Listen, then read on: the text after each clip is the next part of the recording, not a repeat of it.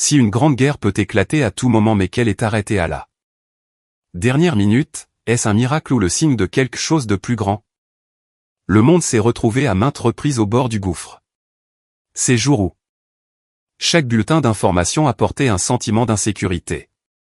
Lorsque les puissances font étalage de leurs forces, quand les avertissements ne sont plus des suppositions mais deviennent des possibilités bien réelles, on commence à parler de la guerre comme d'une fatalité inévitable. Et puis, au moment même où tout semble sur le point d'exploser, cela s'arrête. Ce n'est pas parce que tous les problèmes ont été résolus, ni parce que les conflits ont disparu, mais simplement parce que cela n'est pas encore arrivé. Le silence après la tension est parfois plus terrifiant que la tension elle-même. Car tant que la guerre n'a pas éclaté, l'être humain commence à désirer une seule chose, la stabilité. Et c'est dans cet instant que quiconque fait une promesse de paix acquiert un poids considérable. L'histoire répète toujours un motif familier, plus on est proche du précipice, plus on est enclin à croire.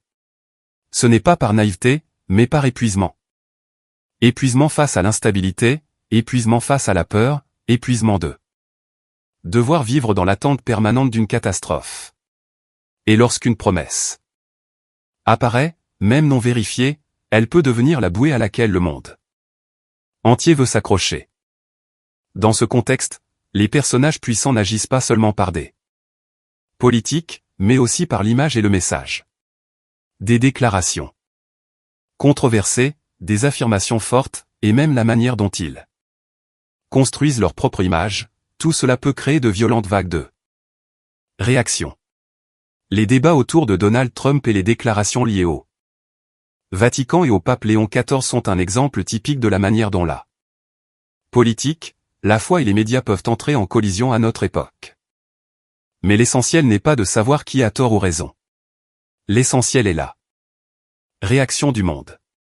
Lorsqu'un personnage commence à être perçu comme celui capable de ramener l'ordre, ne serait-ce qu'en parole, il devient immédiatement le centre d'attention, et plus la période est instable, plus cette attraction est forte. Cela n'est pas la preuve qu'une prophétie est en train de s'accomplir, mais cela montre une chose plus évidente, l'homme a toujours tendance à chercher une solution globale face à une crise majeure. Et peut-être que la question la plus importante n'est pas de savoir si la guerre aura lieu, mais plutôt, tant qu'elle n'a pas eu lieu, en quoi plaçons-nous notre confiance? Car il y a des moments dans l'histoire où le calme n'est pas la fin de la crise, mais seulement le silence avant que quelque chose de plus grand ne commence. Événements factuels, Iran, États-Unis, éviter la guerre. Si dans la partie précédente nous étions face à une question sur le moment de l'apaisement, la réalité extérieure montre aujourd'hui que cela n'a rien d'abstrait. La tension entre les États-Unis et l'Iran n'est pas une histoire nouvelle, mais il y a des moments où elle dépasse le niveau de tension habituel. Pour se rapprocher d'un scénario que le monde entier redoute. Un conflit total.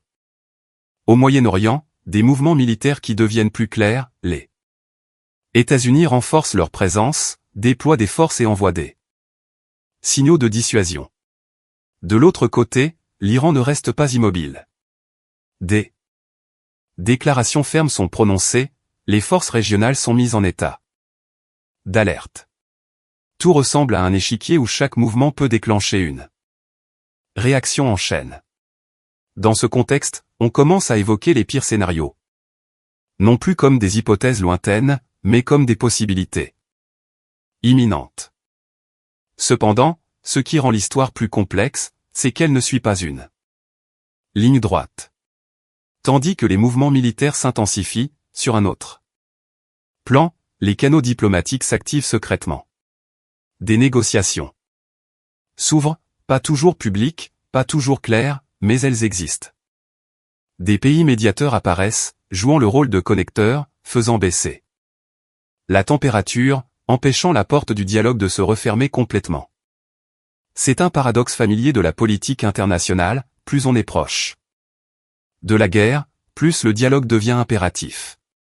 Les deux parties exercent une pression tout en gardant une distance suffisante pour ne pas franchir la ligne de non-retour. Un camp fait étalage de sa puissance pour forcer l'autre à écouter, l'autre réplique pour ne pas paraître faible. Mais en même temps, tous deux comprennent que s'ils vont trop loin, le prix à payer échappera à tout. Contrôle. C'est pourquoi vous verrez un tableau très déroutant si vous ne regardez que la surface. Un jour, les menaces se multiplient, le lendemain, des signaux de progrès dans les négociations apparaissent. Une action ferme est entreprise, suivie immédiatement d'un message plus modéré pour rétablir l'équilibre. Les événements récents illustrent bien cela. Il y a eu des actions d'escalade flagrantes, comme des mesures fortes prises par les États-Unis contre les intérêts iraniens, accompagnées d'avertissements sur d'éventuelles attaques contre les infrastructures si la situation devenait incontrôlable. En réponse, l'Iran n'a pas seulement protesté mais a proféré des menaces de représailles, allant jusqu'à suggérer un retrait des processus de négociation s'il était acculé. Tout ressemble à une corde tendue à un point tel qu'une force minime pourrait la rompre. Et c'est là le point le plus notable. La paix, ici, n'est pas un état solide. Elle n'est pas le résultat de la résolution de tous les conflits. Au contraire, elle existe dans un état de fragilité temporaire et peut disparaître à tout moment. En d'autres termes, ce n'est pas la paix, c'est le report de la guerre. Ce qui est remarquable, ce n'est pas la guerre, mais le fait qu'elle n'ait pas encore eu lieu. Dans l'histoire, ces moments ne sont pas rares, des époques où le monde se tient à la frontière puis recule soudainement d'un pas. Et c'est précisément dans ces moments de silence que la psychologie humaine change. Quand la peur atteint son apogée puis est temporairement soulagée, le besoin d'une solution durable devient plus fort que jamais. L'homme commence à chercher une garantie, un engagement, quelque chose d'assez grand pour lui faire croire que cette situation fragile ne se répétera pas. Et c'est alors que les promesses de paix acquièrent un attrait particulier.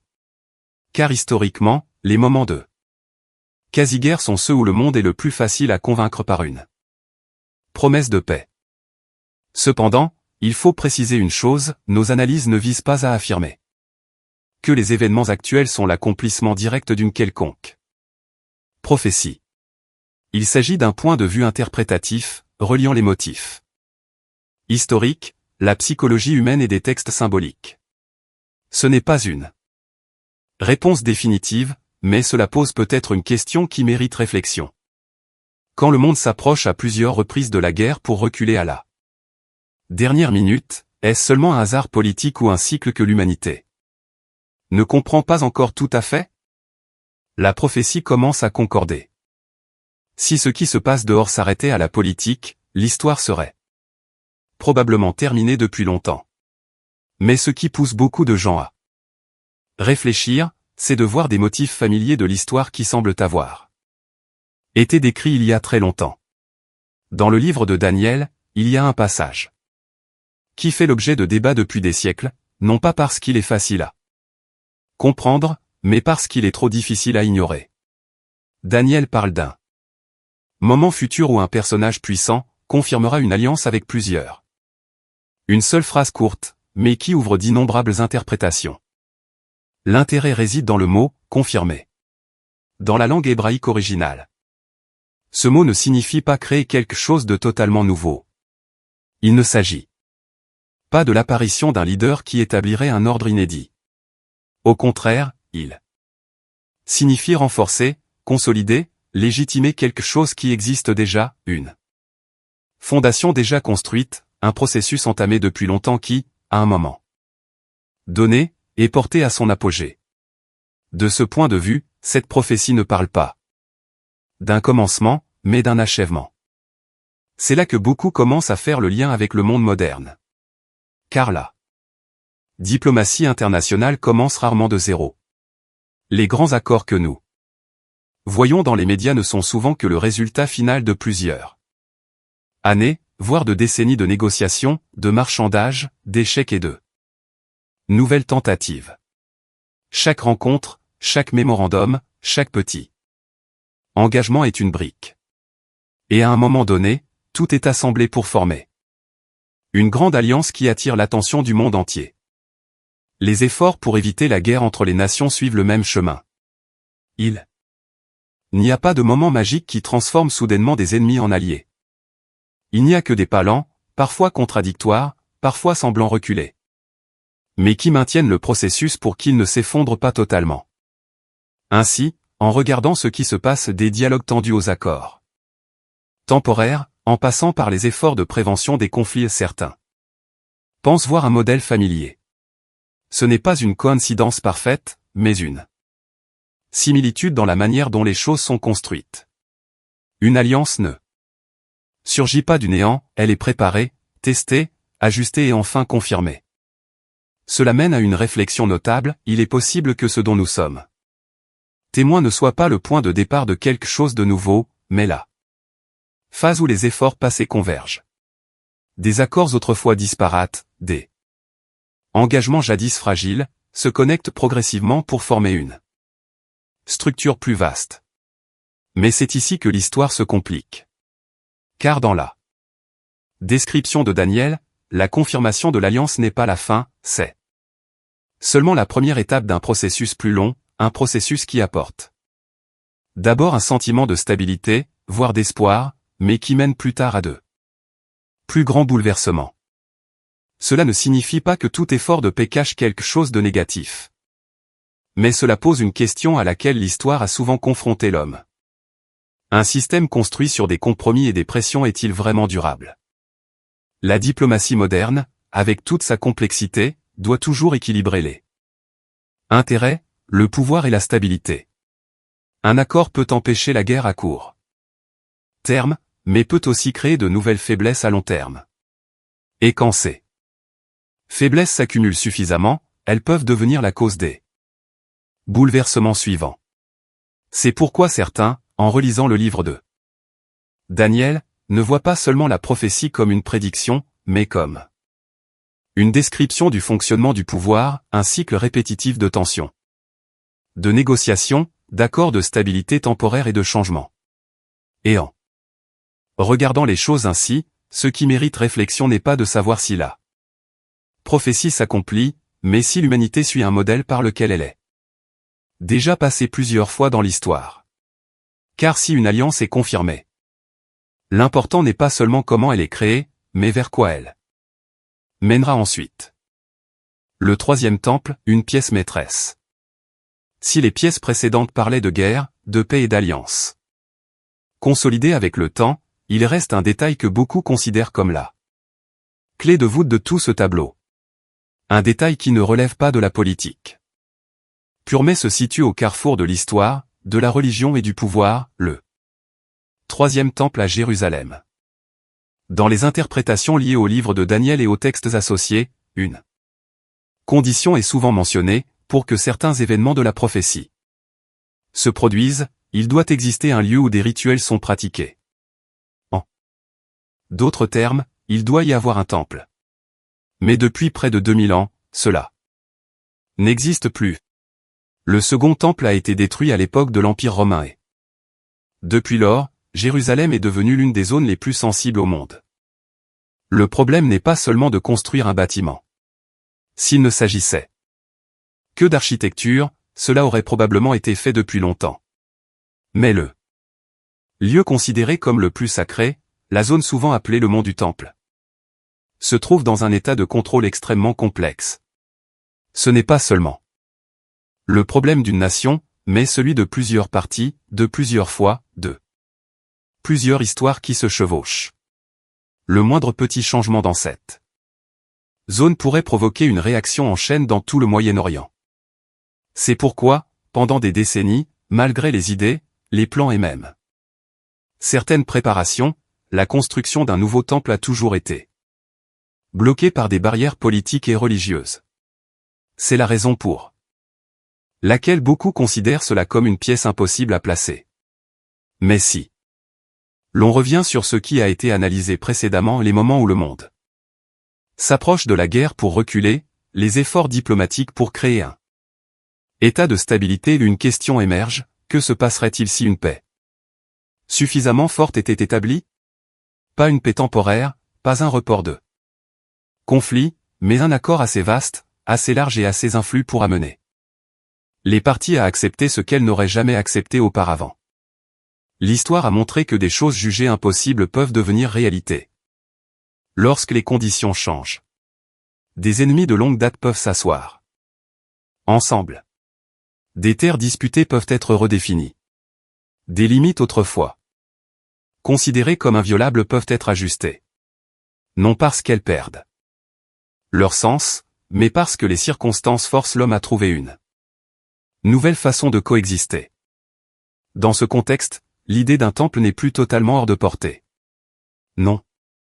Pas parce que les barrières disparaîtraient naturellement, mais parce qu'elles pourraient être résolues dans le cadre d'un accord plus large, un échange, une concession, le prix à payer pour une chose que toutes les parties désirent, la stabilité. Et c'est ici que cette phrase devient plus profonde que jamais, avec une paix assez forte, toutes les barrières peuvent disparaître.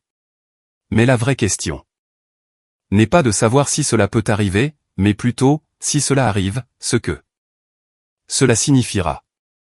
Pour certains, ce sera un signe d'espoir, un symbole que des conflits séculaires trouvent enfin une issue.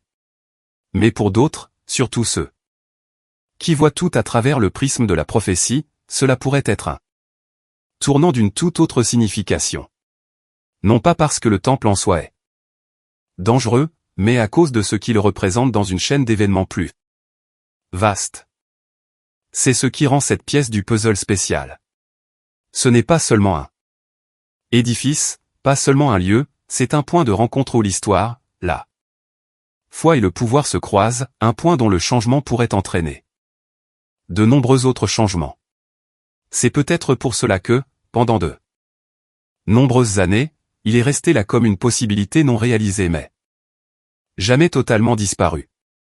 Et si un jour les conditions nécessaires finissent par converger, la question ne sera plus de savoir si cela peut arriver, mais si nous avons bien compris tout ce que cela pourrait entraîner. La chronologie des 7 ans. Si les pièces précédentes évoquaient la guerre contenue, les alliances confirmées et la possibilité d'une paix assez forte pour changer la donne, la partie suivante de l'interprétation du livre de Daniel propose un cadre temporel très précis. Ce n'est pas un avertissement vague, mais une chronologie symbolique, 7 ans. Ce chiffre ne doit pas être pris au sens simple. Dans le contexte prophétique, une semaine est souvent considérée comme 7 ans un cycle complet. Et ce qui est remarquable, ce n'est pas seulement la durée, mais la manière dont elle est divisée en deux moitiés totalement opposées. Les 3 premières années et demie. La stabilité. Ce n'est pas la perfection absolue, mais une phase où le monde commence à ressentir un certain ordre. Les grands conflits sont maîtrisés, les points chauds s'apaisent, les accords se consolident, les parties concernées maintiennent une coopération pour l'intérêt commun. Aux yeux de beaucoup, ce sera la preuve que l'humanité a enfin appris à contrôler les crises. Pendant cette phase, la confiance joue un rôle central. Non pas une confiance aveugle, mais une confiance bâtie sur l'expérience, la guerre a failli éclater. Mais n'a pas eu lieu, ce qui semblait insoluble a été temporairement résolu, et à partir de là, un sentiment de sécurité commence à se répandre. Mais c'est précisément ce sentiment qui est le point clé. Car dans la seconde moitié de cette chronologie, les 3 années et demie suivantes, les choses ne continuent pas dans le sens de la stabilité.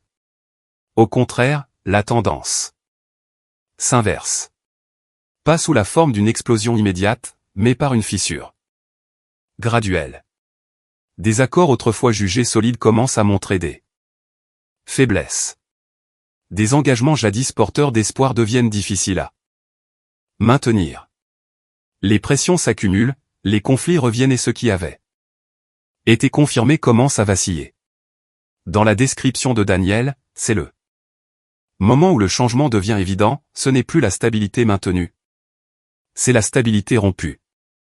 Et ce qui est notable, c'est que cet effondrement ne vient pas de l'extérieur de manière soudaine, mais de l'intérieur même du système construit précédemment. Un ordre créé pour maintenir la paix devient la source de l'instabilité. Cela n'est Pas une règle absolue de toutes les époques, mais cela reflète un motif apparu. Maintes fois dans l'histoire, les périodes de stabilité prolongée font souvent baisser la vigilance de l'homme. Quand le danger semble passer, le besoin de se préparer au pire diminue, et c'est alors que le système devient plus vulnérable que jamais. Les 3 premières années et demie créent la confiance, les 3 années et demie suivantes testent cette confiance. Ce qui rend cette chronologie digne de réflexion n'est pas son exactitude mathématique, mais la logique interne qu'elle contient. Un cycle qui commence par l'espoir, atteint l'apogée de la stabilité, puis bascule progressivement vers l'instabilité lorsque les fondations initiales ne suffisent plus à maintenir l'équilibre. Et si l'on regarde ce qui se passe dans le monde moderne, les efforts pour éviter la guerre, les accords consolidés, les périodes d'apaisement temporaire, ce modèle n'est pas totalement étranger. Ce n'est pas une copie conforme, mais une similitude suffisante pour faire réfléchir. Car parfois, le problème n'est pas de savoir si nous avons la guerre, mais de croire que nous y avons échappé. Le monde ne s'effondre pas à cause de la guerre, mais parce qu'il croit que la guerre est terminée. C'est signe de l'Antéchrist. Si tout ce que nous avons parcouru s'arrêtait à la guerre empêchée, aux alliances consolidées et à une chronologie symbolique de 7 ans, il resterait une partie qui mène l'histoire à son paroxysme, l'identification du personnage central de tout ce modèle, celui que de nombreuses interprétations appellent l'Antéchrist. Dans le livre de Daniel, cette figure n'apparaît pas de manière frontale comme dans les récits modernes. Elle est décrite par des symboles, des métaphores, des détails apparemment disparates qui, une fois assemblés, dessinent un portrait assez clair. Et ce qui est notable, c'est que ces signes ne se manifestent pas lentement. Ils s'accélèrent, s'enchaînent comme une série de dominos qui tombent. Premier signe, il émerge d'un système de pouvoir déjà existant. Ce n'est pas un étranger, ni un personnage mystérieux sorti de nulle part, mais quelqu'un qui s'élève du sein même d'une structure familière, un système que le monde a l'habitude de voir et en lequel il a confiance. Cela fait que son apparition ne suscite pas de doute au début, au contraire, elle semble logique. Deuxième signe, il élimine les obstacles au pouvoir. Pas par une guerre ouverte, mais par des changements subtils. Des dirigeants disparaissent de leur poste, des structures sont ajustées, des alliances sont remodelées. Tout se passe assez habilement pour ne pas provoquer de panique, mais avec assez de force pour changer l'équilibre du pouvoir. Troisième signe, un charisme personnel immense. Ce n'est pas un dirigeant ordinaire. Il parle et on l'écoute, non par contrainte mais par conviction. Ses paroles apportent un sentiment de clarté, de détermination et même d'espoir. Et c'est ce qui le place au-dessus des autres. Quatrième signe, il apporte la paix, mais pas celle qu'elle semble être. C'est le point crucial. Il n'apparaît pas comme un destructeur, mais comme celui qui résout les problèmes. Dans un monde fatigué par les conflits, la promesse de stabilité devient l'arme la plus puissante. Et quand la paix est établie, même temporairement, elle consolide sa position. Cinquième signe, une pression sur ceux qui ne sont pas d'accord. Au début, ce n'est peut-être pas une répression flagrante, mais progressivement, ceux qui ne suivent pas le système sont mis à l'écart. Pas toujours par la violence, mais par la perte de parole, de position, d'influence. Un système est établi et quiconque n'y correspond pas est perçu comme un problème. Sixième signe, un changement des normes. Pas seulement les lois, mais la manière dont la société définit le bien et le mal, le vrai et le faux. Des choses autrefois considérées comme fixes commencent à être ajustées.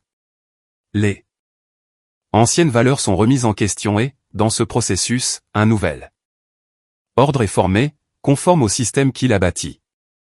Septième signe, un temps de pouvoir limité mais suffisant pour tout changer. Ce n'est pas un règne éternel. Mais durant ce court laps de temps, son influence atteint son apogée. Tout fonctionne selon la logique qu'il a établi. Et c'est dans cette phase que l'inversion commence à se produire. Lorsque ce qui a été construit auparavant ne parvient plus à maintenir la stabilité initiale.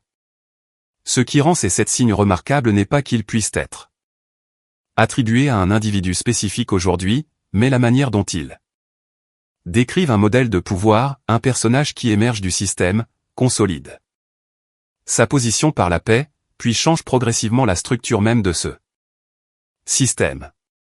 Et en regardant l'histoire, ce modèle n'est pas totalement inconnu. Il n'aboutit pas toujours à une issue aussi extrême que dans les interprétations religieuses, mais les éléments clés le charisme personnel, la capacité à contrôler le récit et l'exploitation des crises pour gagner de l'influence sont apparus maintes fois. Cela nous ramène à une question importante, qu'est-ce qui permet à une personne d'atteindre un tel niveau d'influence? Ce n'est pas seulement le pouvoir ou le poste, c'est la confiance que les autres placent en elle. Car lorsqu'un monde cherche la stabilité, celui qui apporte un sentiment de stabilité devient le centre. Et quand suffisamment de gens croient en la même chose, cela commence à devenir une réalité, du moins dans leurs actions. C'est pourquoi le point culminant de cette histoire n'est pas une bataille, mais une prise de conscience. Il n'a pas besoin de gagner par la force, il lui suffit de faire en sorte que le monde croit en lui. Trump, Vatican, conflit de pouvoir. Si l'on place tout ce qui a été analysé dans un même contexte des tensions géopolitiques aux efforts d'apaisement, en passant par les modèles de pouvoir interprétés à partir du livre de Daniel, une autre histoire commence à émerger. La relation complexe entre politique et religion dans le monde moderne. Au centre des débats récents se trouvent Donald Trump et le Vatican, 2 symboles représentant 2 formes de pouvoir différentes mais ayant une influence mondiale, d'un côté la politique, de l'autre la religion. Ces derniers temps, il y a eu des déclarations et des gestes controversés concernant la relation entre des figures politiques et des organisations religieuses. Certains pensent que les propos de Trump visant des questions religieuses ne sont pas de simples opinions personnelles mais font partie d'une stratégie médiatique et de construction d'image. Ces déclarations, qu'elles soient soutenues ou critiquées, ont un point commun, elles attirent fortement l'attention et créent de vastes vagues de réactions. À l'inverse, le Vatican, en tant que centre de l'un des plus grands systèmes religieux au monde, garde souvent une position plus prudente. Les messages du Vatican sont généralement de nature morale, sociale et visent une stabilité à long terme plutôt qu'une réaction immédiate aux événements politiques. Cependant, cela ne signifie pas que le Vatican reste en dehors des enjeux mondiaux. Au contraire, leur influence se manifeste dans la manière dont ils façonnent les opinions, les valeurs et même la perception des enjeux internationaux par les communautés. Ainsi, lorsque ces 2 formes de pouvoir se croisent, directement ou indirectement, cela crée un espace très particulier. Certains estiment qu'il ne s'agit pas d'un conflit au sens traditionnel, mais d'une différence d'approche.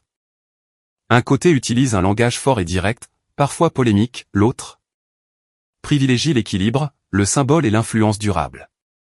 Mais il existe aussi des perspectives plus profondes. Certains suggèrent que dans un monde en quête de stabilité, tant la politique que la religion jouent un rôle d'orientation. La politique peut proposer des solutions concrètes, tandis que la religion fournit un socle de valeurs. Lorsque ces 2 éléments ne sont pas en accord, la tension n'éclate pas forcément en conflit ouvert, mais elle peut créer des débats latents et prolongés. La réaction du public est notable. À l'ère des médias actuels, chaque déclaration, chaque image, chaque message peut être amplifié rapidement. Certains estiment que cela rend la frontière entre la réalité et l'interprétation plus floue. Un propos peut être compris de multiples façons, selon le point de vue du récepteur. Et c'est là que l'histoire revient au thème plus large, la manière dont l'homme cherche et place sa foi. Quand le monde devient complexe, les personnages capables de transmettre des messages clairs attirent l'attention.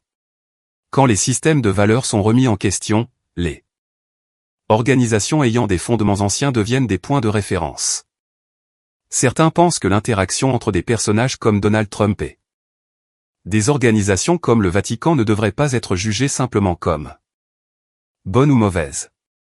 Elle reflète plutôt une réalité plus vaste, le monde étant en train de redéfinir la manière dont le pouvoir est compris et accepté. Ces différences ne mènent pas toujours à des conflits clairs, mais elles créent des lignes de démarcation invisibles où s'entrechoquent les opinions, les valeurs et les intérêts. Dans un contexte où tout peut changer très vite, ces lignes peuvent devenir des facteurs déterminants de la marche du monde à l'avenir.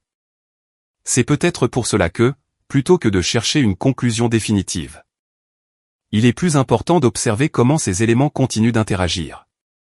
Car dans un monde où la politique et la religion ont toutes deux une influence profonde, chaque petit mouvement entre elles peut porter des conséquences bien plus grandes que ce que nous voyons à la surface. Oabin Geitu, paix artificielle fausse paix. Si les parties précédentes montraient comment le monde s'approche de la guerre pour s'arrêter soudainement, il y a dans la lettre aux Thessaloniciens un avertissement bref mais profond, quand les hommes diront « paix et sécurité », alors une ruine soudaine les surprendra. Ce qui est remarquable n'est pas que la paix soit mauvaise, au contraire, la paix est ce que l'homme désire le plus. Mais le message ici souligne quelque chose de plus profond, tout état de tranquillité ne signifie pas une stabilité réelle. Il y a des phases où tout semble sous contrôle, mais où couvent en dessous des pressions non résolues. Et c'est dans ces moments-là que la psychologie humaine se révèle le plus. L'homme ne craint pas la guerre, il craint l'instabilité et est prêt à croire quiconque promet d'y mettre fin. Quand la peur atteint son paroxysme, le besoin d'une garantie devient plus fort que jamais. Un message simple et clair, tout ira bien, a parfois plus d'impact que n'importe quelle analyse complexe. Et quand suffisamment de gens y croient, cela crée un sentiment de sécurité collective, même si la réalité n'est pas encore tout à fait la même. Certains estiment que c'est ce que ce texte ancien veut souligner, non pas nier la paix, mais mettre en garde contre la complaisance de croire que tous les problèmes sont résolus. Quand l'homme cesse de s'interroger, cesse d'observer et se repose entièrement sur une promesse, c'est peut-être là qu'il est le plus vulnérable à la surprise. Cela ne signifie pas que tout effort de paix soit artificiel, mais cela nous rappelle qu'entre la paix véritable et un sentiment de sécurité temporaire, la frontière est parfois très mince. Et peut-être que l'important n'est pas de savoir si nous sommes en paix, mais à quel point nous en comprenons les fondements. Tout ce que nous venons de parcourir est des moments où le monde frôle la guerre. Pour s'arrêter brusquement, des efforts diplomatiques pour maintenir l'apaisement, jusqu'aux interprétations de textes anciens comme le livre de Daniel ou la lettre aux Thessaloniciens ne visent pas à donner une conclusion absolue. Il n'y a aucune affirmation qu'un événement spécifique soit l'accomplissement d'une prophétie, ni aucune désignation nominative d'un individu ou d'une organisation. Au lieu de cela, tout ceci forme une perspective, une manière d'observer le monde à travers les modèles répétitifs de l'histoire, la psychologie humaine et le fonctionnement du pouvoir. Le plus important n'est pas de prédire l'avenir mais de comprendre comment le présent est façonné. Car dans chaque période d'instabilité, l'homme cherche toujours une solution rapide, une promesse assez forte pour effacer la peur, un système assez clair pour donner un sentiment de contrôle. Mais c'est ici qu'apparaît une leçon cruciale, méfiez-vous des solutions parfaites. Car en réalité, les problèmes complexes ont rarement des réponses simples. Et quand une solution est présentée comme capable de tout résoudre conflit, instabilité, division, c'est le moment où nous devons regarder de plus près et poser plus de questions. En même temps, comprendre la nature du pouvoir est indispensable. Le pouvoir ne vient pas seulement du poste occupé, mais de la confiance que les gens placent en lui. Quand suffisamment de gens croient en une chose, cela peut façonner la marche du monde. C'est pourquoi comprendre comment la confiance est construite, renforcée et parfois orientée devient plus important que jamais. Enfin, ce qui mérite peut-être le plus réflexion n'est pas ce qui va arriver, mais la manière dont nous réagissons à ce qui arrive. Il se peut que le plus grand danger ne soit pas une guerre imminente, mais le moment où le monde entier croira qu'elle n'arrivera plus jamais. En regardant tout le chemin parcouru, ce qui reste n'est pas la peur, ni les hypothèses sur l'avenir, mais un sentiment très réel, ce monde est plus fragile que nous ne le pensons. Ce qui semblait solide peut changer, ce qui semblait chaotique peut temporairement se taire.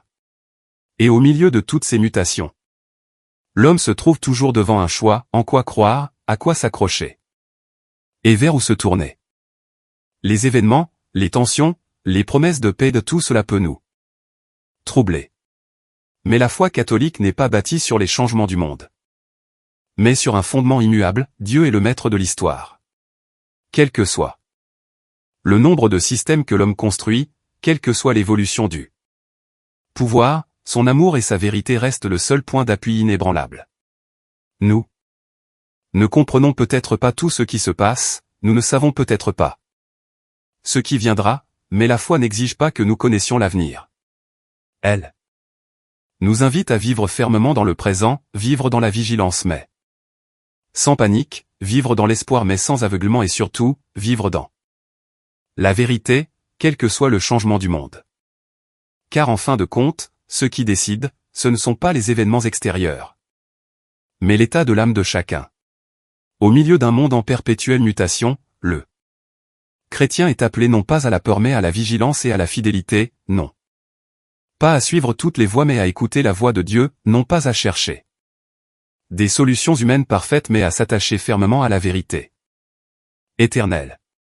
Que la paix vienne ou s'en aille, que le monde change, l'appel reste le même, revenez à Dieu, consolidez votre vie de foi et vivez l'amour dans la vérité. Car la vraie lumière ne vient pas des promesses éphémères, mais du Christ lui-même, lui qui est le chemin, la vérité et la vie. Bonjour à vous, merci d'avoir accompagné la chaîne Tanki jusqu'aux dernières minutes de ce programme. Si ce contenu vous a aidé à réfléchir plus profondément, à regarder de nouveau votre foi, laissez un j'aime, partagez cette vidéo avec ceux qui vous sont chers et n'oubliez pas de vous abonner à la chaîne pour ne pas manquer les prochains contenus. Ensemble, construisons une communauté vivant une foi solide, vigilante et pleine d'espoir, non pas basée sur la peur mais sur l'amour et la vérité.